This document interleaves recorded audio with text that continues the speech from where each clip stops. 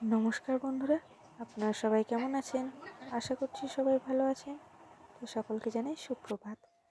তো আজকের সকালে মা আর প্রীতম সকাল সকাল বাজারে চলে গেছিলো। তো বাজার থেকে ট্যাংরা মাছ আর এই যে কাতলা মাছ নিয়ে চলে এসেছে। তো এবার মাছগুলোকে ভালোভাবে ধুয়ে পরিষ্কার করে নিয়েছি। এবারে মাছগুলোকে ভেজে নেব এক এক করে। তো প্রথমে ট্যাংরা মাছটাকে ভাজবো। তার জন্য লবণ আর হলুদ দিয়ে ভালোভাবে মাখিয়ে নেব মাছগুলোকে। আর এদিকে একটা কড়াই নিয়েছি, কড়াইটাকে ভালোভাবে গরম করে নেব। যখন কড়াইটা ভালোভাবে গরম হয়ে গেছে, তারপরে তাতে সর্ষের তেল দিয়ে দিলাম পরিমাণ মতো। এবারে এক এক করে মাছগুলোকে আমি ভেজে নেব।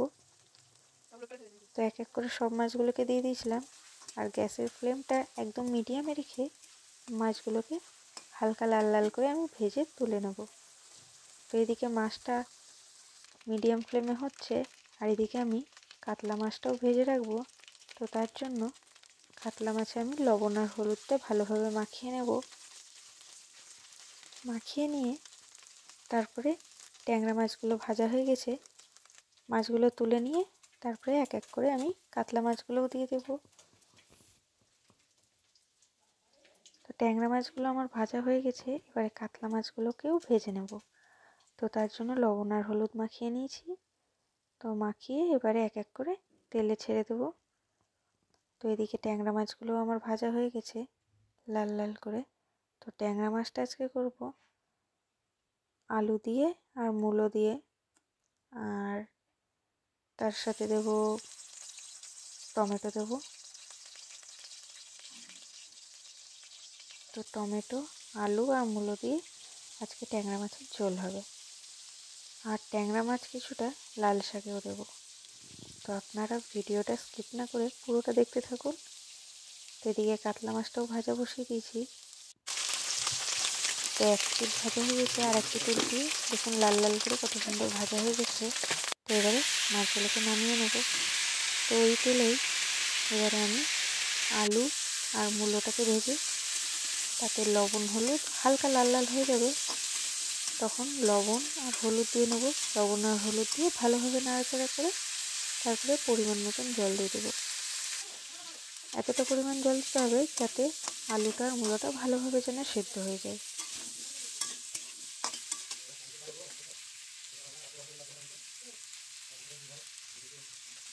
জল দিয়ে তারপরে তাতে কিছু আমি কাঁচা লঙ্কা চিড়ে দেব, আর একটা টমেটোটাকে 4 পিস করে কেটে দিয়ে দেব। দিয়ে ঢেকে দেব যাতে ভালোভাবে সিদ্ধ হয়ে যায়। আর এদিকে এই যে ছোট ছোট করে বেগুনটা কাটা হয়েছে, বেগুন দিয়ে ওই যে কাতলা মাছের যে তেলটা আছে সেই তেলটা দিয়ে রান্না হবে। আর ওই তেলের ভিতরে এই পেঁয়াজগুলো দেওয়া হবে, আর রান্না হবে লাল শাক রান্না হবে। এই যে লাল শাকগুলো কাটা হয়ে গেছে। তো কাতলা মাছটা আজকে রান্না হবে না, কাতলা মাছগুলো রেখে দেবো। আজকে ট্যাংরা মাছ দিয়েই মানে লাল শাক রান্না হবে, ট্যাংরা মাছ দিয়ে মূলো আলু দিয়ে রান্না হবে। তো আপনারা দেখতে থাকুন আমার ব্লগটা।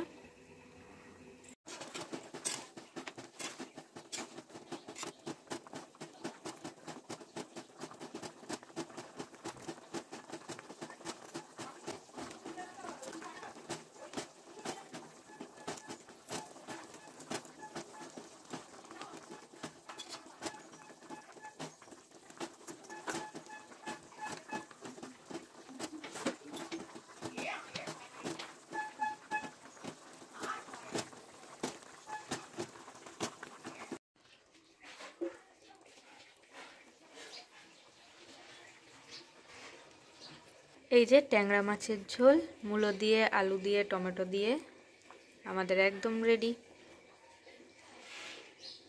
শেষে কিছুটা ধনেপাতা কেটে দিয়ে দিলাম।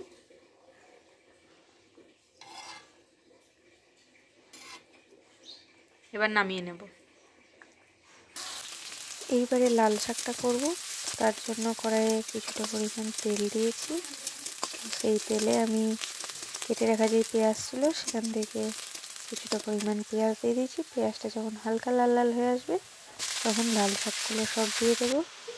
শাকগুলো সব দিয়ে তারপরে তাতে আমি পরিমাণ মতন লবণ আর হলুদ দিয়ে ভালোভাবে নাড়াচাড়া করব। যে এক কড়াই শাক, এটা কিন্তু আস্তে আস্তে একদম একটুখানি হয়ে যাবে, একটা ছোট বাটিতেও ধরবে, মানে ধরে যাবে। দেখে মনে হচ্ছে এখন অতটা শাক, দেখুন আস্তে আস্তে একদম কমে যাচ্ছে। শাকটা এতটাই ভালো ছিল যে একদম নরম হয়ে গেছে। তো আর এদিকে আমি কিছুটা পরিমাণ কাঁচা লঙ্কা দিয়ে দিলাম ছিঁড়ে। তো এদিকে লাল শাকটা হচ্ছে, শাকটা যখন আস্তে আস্তে হয়ে আসবে শেষের দিকে, তখন আমি ভেজে রাখা যে ট্যাংরা মাছ ছিল সেই ট্যাংরা মাছগুলো দিয়ে দেবো। তো তাহলেই হয়ে যাবে। আর লবণটা আপনারা চেক করে নেবেন। এই যে লাল শাকটা এবার হয়ে এসেছে, এবারে আমি ভেজে রাখা ট্যাংরা মাছগুলো দিয়ে দেবো।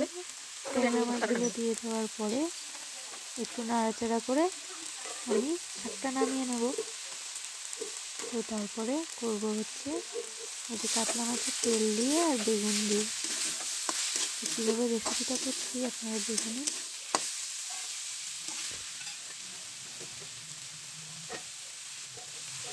তো তার জন্য প্রথমেই কড়াইয়ে কিছুটা পরিমাণ তেল দিয়ে নিতে হবে। সেই তেলটা হালকা একটু গরম হয়ে আসলে কেটে রাখা যে পেঁয়াজগুলো, সেই পেঁয়াজগুলো দিয়ে দিতে হবে। পেঁয়াজগুলো ভালোভাবে নাড়াচাড়া করে নিতে হবে। যখন পেঁয়াজগুলো হালকা একটু লাল লাল হয়ে আসবে তখন সেখানে তেলগুলো দিয়ে দিতে হবে, মাছের তেলগুলো। মাছের তেল থেকে দেখুন কত তেল বেরিয়ে এসছে। তো তারপরে এখানে কাঁচা লঙ্কা আর লবণ আর হলুদ দিয়ে দিতে হবে। তো তারপরে আবারও ভালোভাবে নাড়াচাড়া করে নিতে হবে। যখন তেলগুলো হালকা একটু লাল লাল হয়ে আসবে তখন এখানে কেটে রাখা বেগুনগুলো দিয়ে দেবো। বেগুনগুলো দিয়ে গ্যাসের ফ্লেমটা একদম হালকা মিডিয়াম করে দিতে হবে, একদম লোতেও না একদম হাইও না। তো আস্তে আস্তে বেগুনগুলো তেলের সাথে ভালোভাবে মিশে যাবে। তো এইভাবে দেখুন মাছের তেল দিয়ে বেগুন দিয়ে একদম রেডি। এবারে উপর দিয়ে কিছুটা ধনেপাতা দিয়ে দিলাম। এই শীতকালে না ধনেপাতা না দিলে ভালো লাগে না।